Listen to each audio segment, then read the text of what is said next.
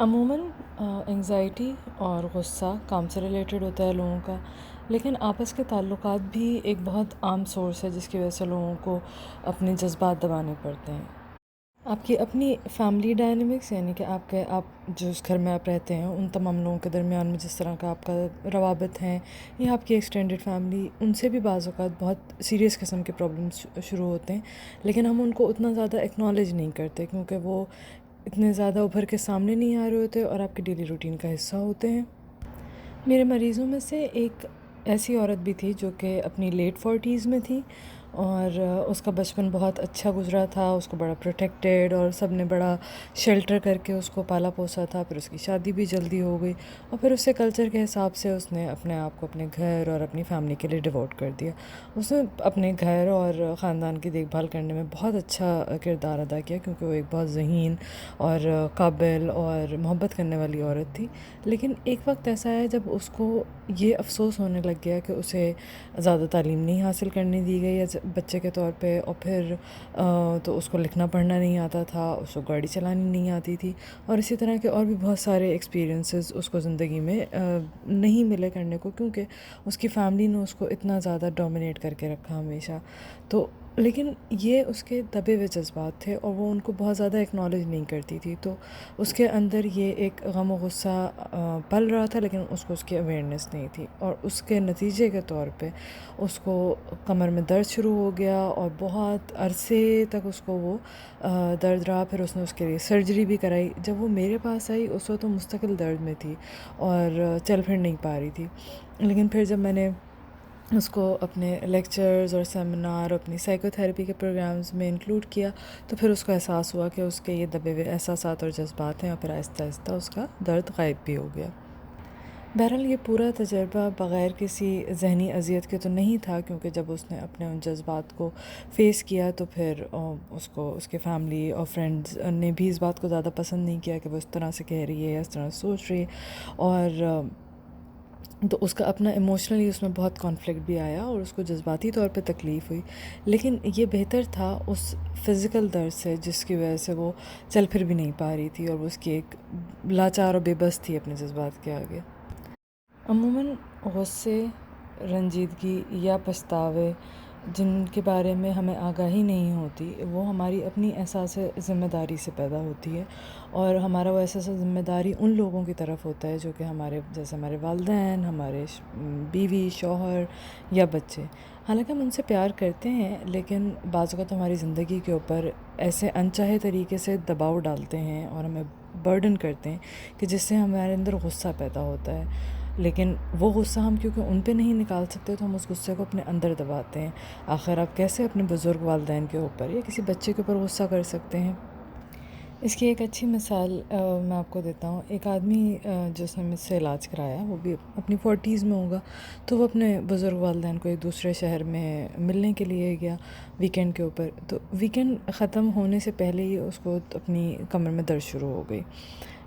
اس سے پہلے وہ کیونکہ میرے پاس علاج کرا چکا تھا اپنا TMS کا 1 سال پہلے ہی، اور بالکل ٹھیک تھا۔ تو اب جب اس کو یہ ریلیپس ہوا اور اس نے مجھ سے آ کے ڈسکس کیا، تو میں نے اس کو بتایا کہ اگر تمہیں درد واپس آیا ہے تو اس کا مطلب ہے تمہیں کوئی چیز سب کانشیسلی بادر کر رہی ہے۔ تو اس نے کہا کہ ویکینڈ تو میرا بہت اچھا گزرا، لیکن کیونکہ میری ماں بہت کمزور ہو گئی ہے تو میں نے اپنا پورا ویکینڈ جو ہے وہ اس کی مطلب ٹیک کیئر کرنے میں گزارا، اور مجھے اپنے دونوں والدین کی بہت زیادہ فکر ہے، اور وہ مجھ سے اتنی دور رہتے ہیں کہ میں ڈرائیو کر کے ان کے پاس نہیں جا سکتا۔ اور بہرحال اب اگر آپ کے والدین بزرگ ہو رہے ہیں یا ان کی عمر بڑھ رہی ہے تو آپ اس کو تو آپ کچھ کر نہیں سکتے، لیکن اس کی جو ایک نیچرل انسٹنکٹ تھی کہ انکانشیسلی، تو اس سے وہ چڑھا بھی، اس کو غصہ بھی آیا، اس کو رنجیدگی بھی تھی، پچھتاوا بھی تھا کہ میں اپنے والدین کے پاس نہیں ہوں، اور وہ چاہتا تھا کہ بھئی میں اپنے والدین کا بہت اچھا خیال رکھوں، جو کہ ہمارے اندر ہوتا ہے کہ بھئی ہم ایک اچھے بیٹے کے طور پہ یا بیٹی کے طور پہ رہیں اپنے والدین کے لیے۔ تو اس نے اپنے ان جذبات کو دبایا، اور آگے سے چل کے میں اس کی وجوہات ایکسپلین کروں گا کہ کیوں ہوا، لیکن ان جذبات کو دبانے سے بہرحال اسی کمر میں درد شروع ہو گیا۔ یا میں آپ کو ایک اور مثال دیتا ہوں کہ ایک ایسا بندہ جس کے یہاں بھی پہلا بچہ ہوا ہے اور اس کا بچہ سوتا نہیں ہے رات میں، تو نہ صرف یہ کہ رات بھر وہ نہیں سو پاتا، بلکہ اس کی بیوی بھی بچے کے ساتھ اراؤنڈ دا کلاک بندھی ہوئی ہے۔ تو اب اس کو اپنا جو فری ٹائم تھا جس میں وہ پہلے اپنی مرضی کی کوئی ایکٹیویٹی کرتا تھا یا اپنی سوشل لائف تھی، وہ سب اس کو روک کے اب بچے کو دینی پڑتی ہے اور اپنی بیوی کو ہیلپ کرنی پڑتی ہے۔ تو بچے کے ہونے سے پہلے جو وہ ایک ہنی مون ٹائپ کا پیریڈ گزار رہا تھا اپنی بیوی کے ساتھ، وہ ایک دم سے رک گیا ہے۔ تو اس کو کمر میں درد شروع ہو جاتا ہے کیونکہ اس کو بچے کے اوپر غصہ ہے، جو کہ ایک مطلب ریڈیکولس بات ہے، اور اپنی بیوی کے اوپر بھی غصہ ہے کیونکہ اب وہ اس کو اس طرح سے ایموشنلی اور فزیکلی اس کی نیڈس کو نہیں دیکھ پاتی ہے، نہ اس کو اس طرح سے کمپنی دے پاتی ہے۔ اور سونے پہ سہاگا یہ ہے کہ اب اس کو پارٹ ٹائم میں بچے کو سنبھالنا ہے، پھر ساتھ میں اسے کھانا پکانے میں بھی ہیلپ کرنی ہے، لیکن اسے اپنے ان سارے جذبات کے بارے میں اتنی زیادہ آگاہی نہیں ہے کیونکہ وہ ان کو اپنے انکانشیس میں دبا رہا ہے، اور کیونکہ جب وہ ان کو دبا رہا ہے تو پھر اس کو بیک پین ہو جاتا ہے، جو کہ TMS ہے۔ ساتھ ہی ساتھ ایک بہت بڑا گروپ سائیکالوجسٹ کا اور ڈاکٹرز کا وہ بھی موجود ہے کہ جب ایسا بندہ ڈاکٹرز کے پاس جائے گا تو وہ اس کو یہ کہیں گے کہ تمہاری کمر میں درد اس لیے ہو رہا ہے کیونکہ تم نے بچے کو اٹھایا ہے، اور تمہاری نیند پوری نہیں ہو رہی ہے، اور درد اس لیے بھی زیادہ برا ہے کیونکہ تم گھر میں ہیلپ کرانے کی کوشش کر رہے ہو۔ تو اب اس کے پاس ایک بہت اچھا بہانہ ہے۔ لیکن یہ تھیوری